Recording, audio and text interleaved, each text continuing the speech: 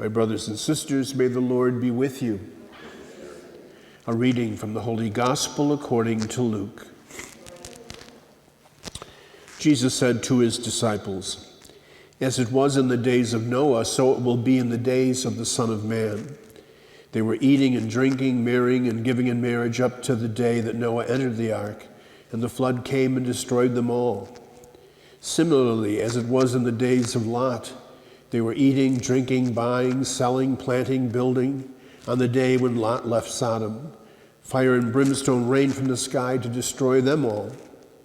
So it will be on the day the Son of Man is revealed. On that day, someone who is on the housetop and whose belongings are in the house must not go down to get them.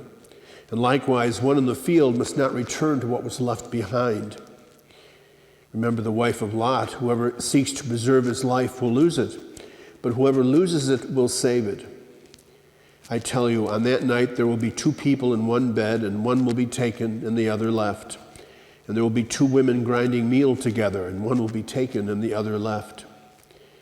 They said to him in reply, "Where, Lord?" He said to them, "Where the body is, there also the vultures will gather." The Gospel of the Lord.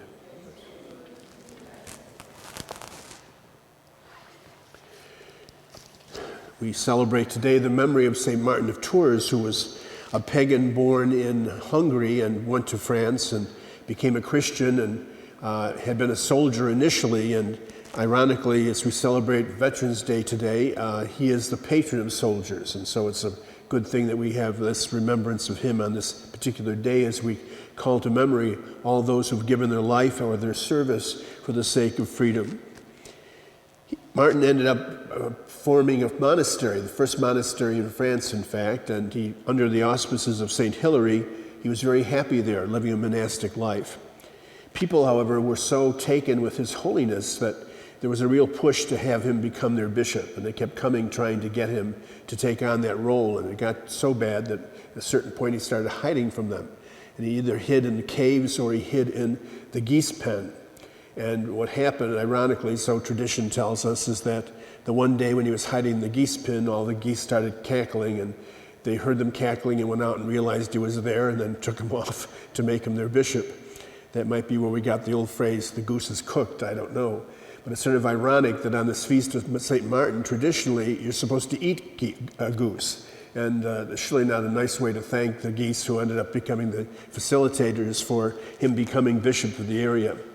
He's one of the first early Christian saints who was not martyred, and he ended up forming not only the local people, but also the local clergy in a form of reform and renewal, and was known for his charitable work.